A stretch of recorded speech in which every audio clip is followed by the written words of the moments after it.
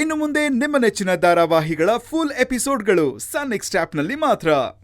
ಯಾವುದೇ ಕೆಲಸ ಹೇಳಿದ್ರು ಏನು ಮಾತಾಡದೆ ಮಾಡೋರು, ಭಯ ಇತ್ತು. ಆದರೆ ಇತ್ತೀಚೆಗೆ ಸ್ವಲ್ಪ ಚಿಗುರ್ಕೊಂಡಿದ್ದಾರೆ.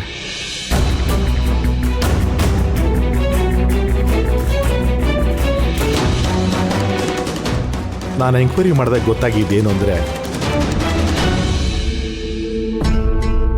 ಆದಿ ಕಡೆ ಹುಡುಗರೇ 3 ಜನ ಸೇರಿಕೊಂಡು ಈ ಬೆಂಕಿ ಹೆಚ್ಚೋ ಕೆಲಸ ಮಾಡಿರೋದು.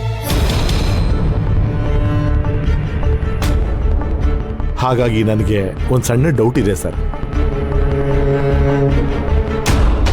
ಬಹುಶಃ ಆದಿನೇ ಹಾಸ್ಪಿಟ್ಲಿಂದ ಹೊರಗಡೆ ಬಂದು ಈ ಕೆಲಸ ಮಾಡಿರ್ತಾರೆ. ಏನು ಹೇಳ್ತಾ ಇದ್ದೀರಾ? ಅವನು ಹುಚ್ಚಾಸ್ಪತ್ರೆಯಲ್ಲಿದ್ದಾನೆ. ಅಲ್ಲಿಂದ ಆಚೆ ಬಂದ್ರು ಇಲ್ಲಿಗೆ ಬಂದು ನಮ್ಮ ಜೊತೆ ಜಗಳ ಆಡ್ತಾನೆ. ಅದನ್ನ ಬಿಟ್ಟು ಎಲ್ಲೋ ಯಾಕಿರ್ತಾನೆ?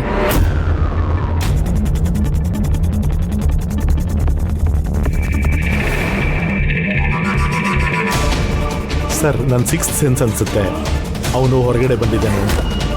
Shut up Shivakumar.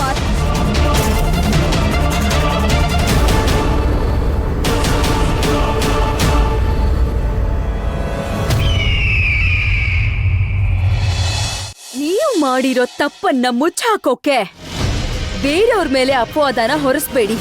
ಇಲ್ದೇ ಇರೋ ಕತೆಗಳನ್ನೆಲ್ಲ ಕಟ್ಟಕ್ ಹೋಗ್ಬೇಡಿ.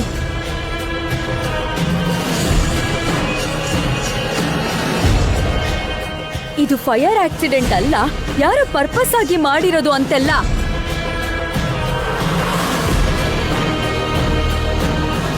ಬೇರೆಯವ್ರಿಗೆ ಲಾಸ್ ಆದ್ರೆ ಏನಂತೆ, ನನಗ್ ಲಾಸ್ ಆಗ್ಲಿಲ್ವಲ್ಲ ಅಂತ ನೀವು ದಿಮಾಕಲ್ಲಿದ್ದೀರಾ.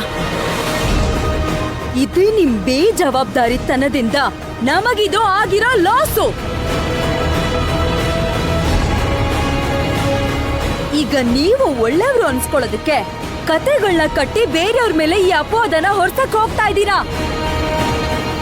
ಅಲ್ಲ ಮೇಡಮ್, ಅದು ಸ್ಟಾಪ್ ಇಟ್.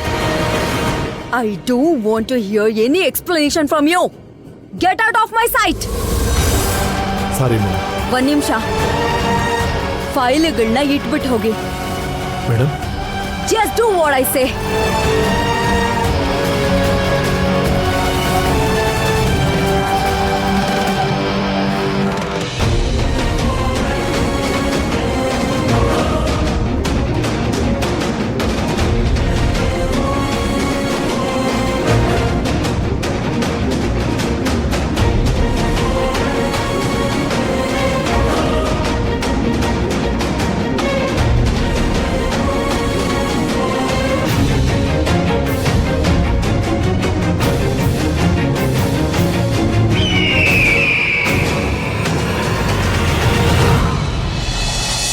ನಮಸ್ಕಾರ ಸರ್. ನಮಸ್ಕಾರ ಕಮಲಮ್ಮನವರೇ, ಹೇಗಿದ್ದೀರಾ? ಚೆನ್ನಾಗಿದ್ದೀನಿ ಸರ್, ನೀವು ಹೇಗಿದ್ದೀರಾ? ಚೆನ್ನಾಗಿದ್ದೀನಿ ಕಮಲಮ್ಮ.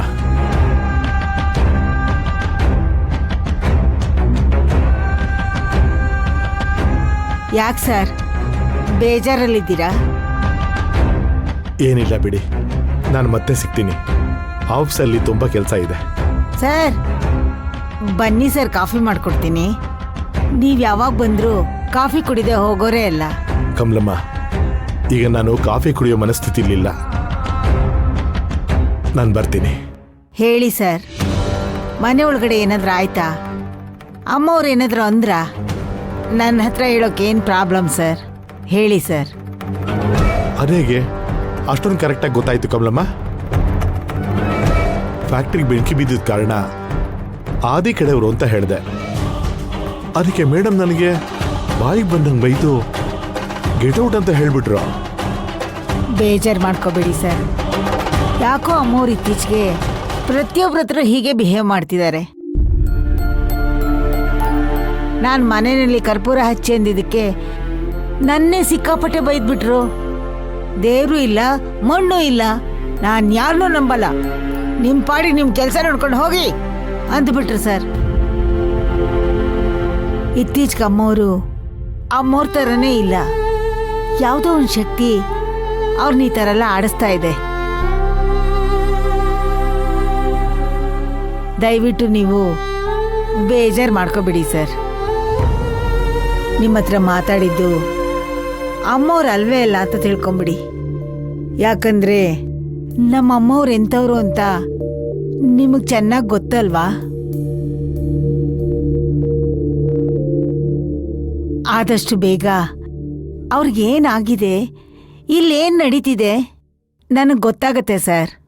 ಅಲ್ಲಿವರೆಗೂ ನೀವು ಸ್ವಲ್ಪ ಸಮಾಧಾನವಾಗಿರಿ. ಆಯ್ತು ಕಮಲಮ್ಮ, ನಾನೇನು ಬರ್ತೀನಿ. ಹಾ,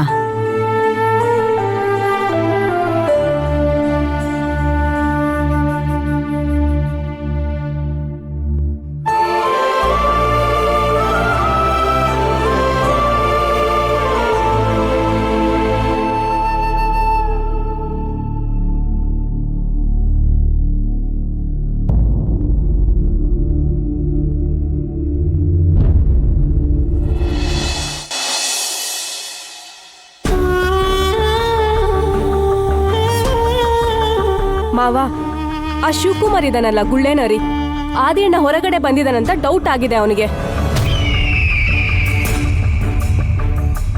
ಏನು ಹೇಳ್ತಾ ಇದೀಯ? ಹೌದು ಮಾವ, ಆ ಶಿವಕುಮಾರ್ ಅಶೋಕಣ್ಣನ ಹತ್ರ ಯಾವುದೋ ಡಾಕ್ಯುಮೆಂಟಿಗೆ ಸೈನ್ ಮಾಡಿಸ್ಬೇಕು ಅಂತ ಬಂದಿದ್ದ. ಸೈನ್ ಮಾಡಿಸ್ಕೊಂಡವನು ಸುಮ್ಮನೆ ಹೋಗ್ಬೇಕು ತಾನೆ. ಏನ್ ಹೇಳ್ದ ಗೊತ್ತಾ?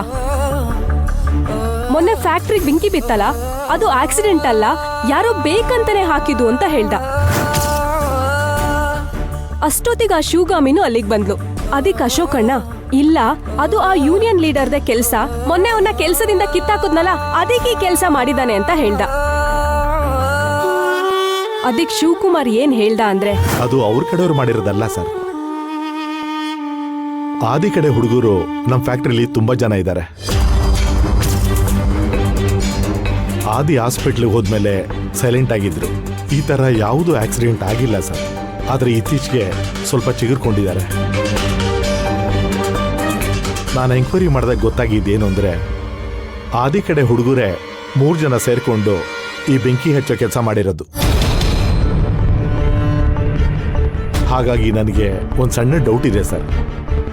ಬಹುಶಃ ಆದಿನೇ ಹಾಸ್ಪಿಟ್ಲಿಂದ ಹೊರಗಡೆ ಬಂದು ಈ ಕೆಲಸ ಮಾಡಿರ್ತಾನೆ.